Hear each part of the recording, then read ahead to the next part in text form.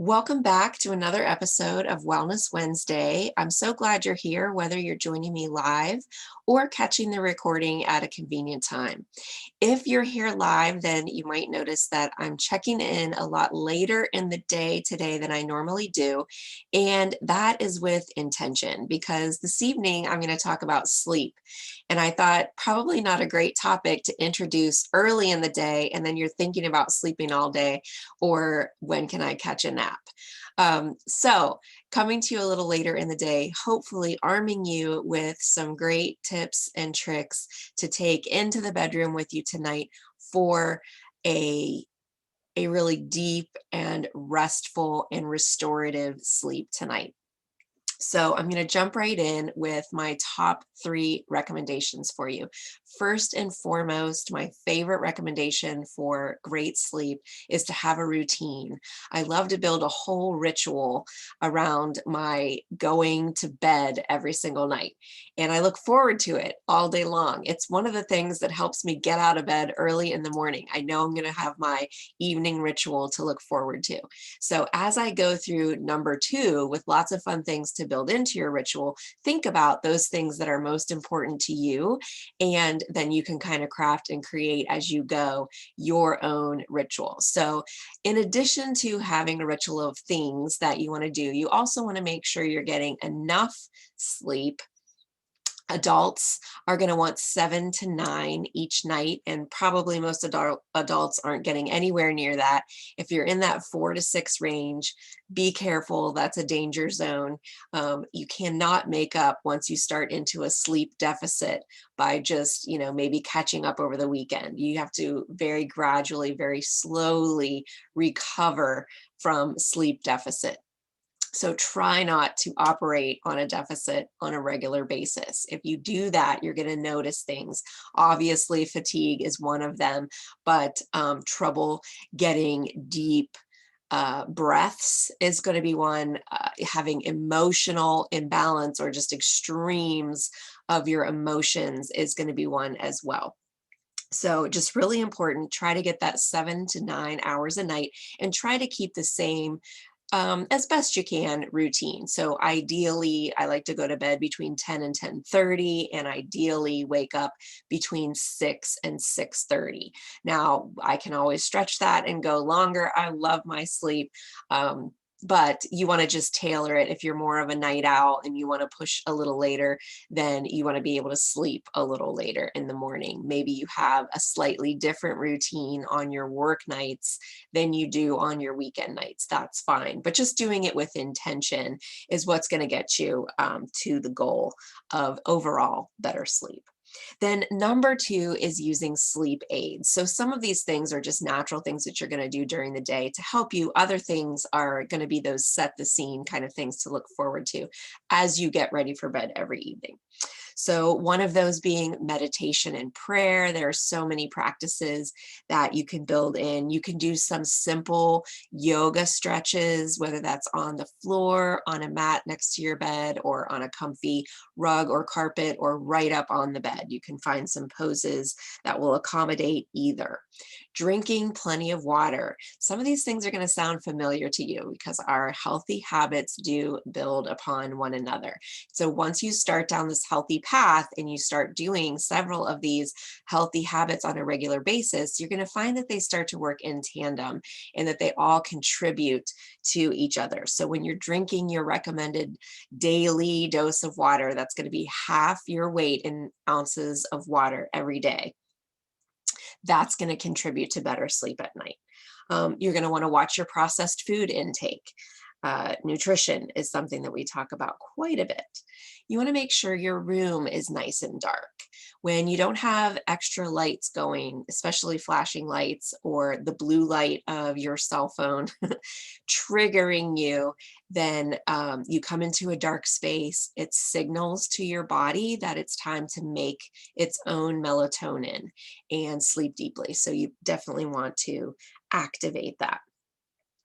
You can use a journal. Write out any worries or prayers that you have. If you definitely have restless thoughts at bedtime and you have a hard time telling your mind that it's time to go to sleep, then writing some things down right before you go to bed.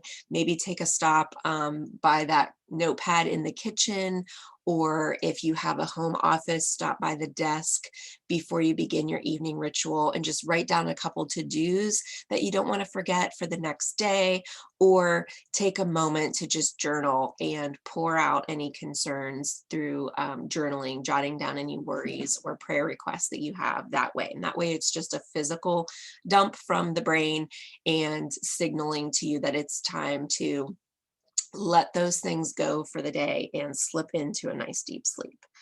Drink less caffeine. Hopefully, that's a no-brainer. Exercise regularly. There's another one that you might be doing already that's just going to contribute to your great sleep. And get comfortable. This is my favorite. I love, especially in these winter months when we have the dark hours setting in early, getting into comfy clothes, if not jammies, to just start to signal to the body and the brain that it's time to rest. I'm feeling ready to rest. I love that. And then a final recommendation, if you're playing with some of these different choices, building your ritual, seeing which habits are helping you, and you're still struggling with sleep, a great recommendation is to do a sleep diary and really record what you're doing on a daily basis. And then in the morning, make a couple notes about how you slept. What, number of hours did you get? Did you dream? Did you have a nightmare? How many times did you wake up, or were you restless? Things like that. And if you have something, I have a sleep number bed. I know other people have tracking programs and apps that they use that can help indicate if you're getting a good quality or a lesser quality night of sleep. Maybe merge your own notes and things that you're doing with those results that you're able to monitor, and then make some adjustments accordingly. And so, third and final recommendation, if you need some more support, you might want to look to some supplements. And of course, I've got a couple of essential oil recommendations for you, and a couple supplements that you can take. So, first up is vetiver and cedarwood. These are two of my very favorite sleepy time oils. And there are a whole host. You might love lavender or Roman chamomile. You can go a bunch of different directions. If you tend to be an empath or have really strong emotional awareness, you might even avoid some of those traditional late night oils and switch it up with something like wild orange. I can always help you find if the more traditional sleepy time oils are not working for you, then we can get creative. Different brains work differently, and so we've got an oil for pretty much any situation. So vetiver is what I put in my diffuser. This, I just want to show you, I have a dropper top on this bottle of oil because it's so thick and yummy. It's so much easier to get your drops of oil out with a dropper top. Look at that. Look at that. It's so syrupy. To try to drip it through an orifice reducer takes forever, which, sometimes you have to learn the hard way, but you can learn it the easy way from me. Just go with the dropper top, and then you can just put a few drops in your diffuser, and then you're good to go. The cedar wood, I like to put on the back of my neck and then rub a little extra on my pillow. So I'm breathing it in right there. I'm getting a double dip. I'm not only putting it on my brain stem, but I'm breathing it in and adding it to that aromatic experience with the vetiver that's coming my way through the diffuser. So why these two oils? They're very high in sesquiterpenes, and that's part of the chemical nature of these two oils. And to me, sesquiterpenes, S means sleep. They both have a lot of calming and grounding properties to them. Vetiver is a root oil, cedarwood is a tree oil. So think of both of them as being rooted deep into the earth, grounded, promoting feelings of safety and security, all of those things that make you feel good and make you feel like it's okay to go to sleep. Cedarwood emotionally is the oil of community. So if you're feeling things like loneliness or disconnected emotionally, things that might disrupt you, maybe cause anxious feelings, cedarwood is perfect for that. And then vetiver is the oil of centering and descending. Let me make sure I get this right. centering and descent. And I love that. I just think of it as dropping deeper and deeper into restorative sleep with your vetiver oil of descent. And so similar to cedarwood, emotionally, this is going to help you feel centered, grounded, present, emotionally aware, and connected. Those things that I'm not just alone. I don't have to be afraid. I'm not free falling here. I am connected. I'm grounded. I'm safe, secure. It's okay for me to do that ultimate, what I want to say, expression of surrender and allow myself, turn myself over to deep restorative sleep. So I hope you loved these tips tonight. Oh, I did want to mention I have 2 supplements here too. I got so carried away and excited to use my essential oils. I forgot to tell you about my supplements. So Serenity does include lavender. So that does bring in one of your very traditional sleepy time essential oils, but I much prefer this in the supplement. It blends not only the Serenity blend, but a couple of other sleepy time oils and some other natural components that help you get a great restful night's sleep without you're not going to get addicted to this. It's not habit forming. So you can take it for a season, you can take it for a couple of nights, whatever you need to do. You can decide when you're going to take it and when you're not. It's not something that you have to plan out and build up gradually.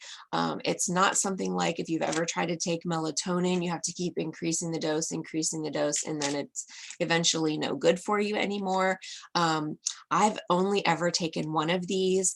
Greg is a lot bigger than I am. He takes 2 when he wants to, but it's completely customizable and on your terms when you want to take it or not. You don't have to worry about weaning off or having any type of side effect. And the other thing that I love about it is if you have to wake up during the night, maybe to take care of a pet or to answer the call of a child or answer the phone or function in an emergency, you are not going to feel that groggy, who am I, where am I feeling that you sometimes get with other medications and sleep aids. So you actually wake up, maybe you just have to use the bathroom, go do what you need to do. You have awareness, you can function, you lay back down and you go right back into a deep sleep. It is a beautiful thing. And then you do not have that grogginess when you wake up in the morning.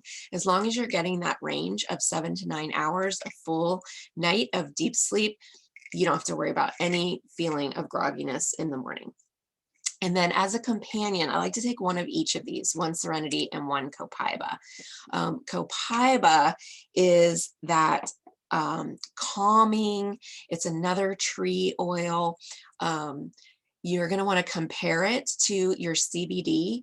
When folks take CBD, that's an indirect connection to the receptor sites on your cells. So it's going to work for some people better. If that hasn't worked for you, Copaiba is actually a direct connection to the receptor sites of your cells. And it's going to work a little more quickly. It's going to work a little more efficiently to calm your nerves, to physically help you just melt down into the bed and get that amazing night's sleep. Now, if you have mental nerves, like your brain's going, you're just kind of rattled and having a hard time settling down mentally and emotionally, it's wonderful for that. It's also perfect for physical nerves. If you've got some physical restlessness going on, or I'll tell you, when I was recovering from an issue with my skin, I was actually healing really well. Something that you go through during this particular skin issue recovery that I had is that your nerves go dead. The skin is so damaged during this condition that your nerves shut down so that you're not feeling 100% of the pain, or it would be excruciating. So as you start to heal, that skin starts to wake back up, the nerves come back to life, which sounds wonderful. And it is a great reassurance that you're healing and it's working. However, it does feel like bugs crawling under your skin until those nerves come fully awake. And so over the course of probably a couple weeks, I would have been experiencing the nerve endings coming back to life, that bugs crawling kind of feeling would not have been pleasant. I went through one night waking up every time I moved in the bed, it reignited my whole body and it reminded me that was going on. And so definitely during that season, one Serenity, one Copaiba, about 30 minutes before bed. And then you just fully relax into a beautiful night's sleep. You don't have to worry about anything mentally or emotionally distracting you, anything physically distracting you. You can just really sink in to that deep restorative sleep. If you're interested in more information on any of these oils or products, if you'd like a sample, I'd be happy to talk with you one-on-one and tell you more. In the meantime, if topics like sleep, stress, and emotions are relevant to you in this season, I'm not sure who those would not be relevant for. We have an amazing team class coming up tomorrow night. This has been a wildly popular series for our broader team. We've been having in excess of 200 people in each class, but there's still plenty of room for you to join us. So I'd love for you to come and meet us in the Zoom classroom tomorrow night. If you're watching live, this is Thursday, make sure I got the date right, February 18th, 8 p.m. Eastern. You're going to want to go to bit.ly, the little link extension bit .ly/. Thursday Learn Day. Go ahead and put in your name and email, and my friend Carrie will send you the link that you need. Your password is going to be Peppermint. We'd love to have you join us for tomorrow night's class if you'd like to dig in a little deeper and learn a little bit more about the topic of sleep. And they're also going to cover stress and emotions. So hope you've enjoyed this Wellness Wednesday. Love to see you for Thursday Learn Day as well. Take care and be well, my friends.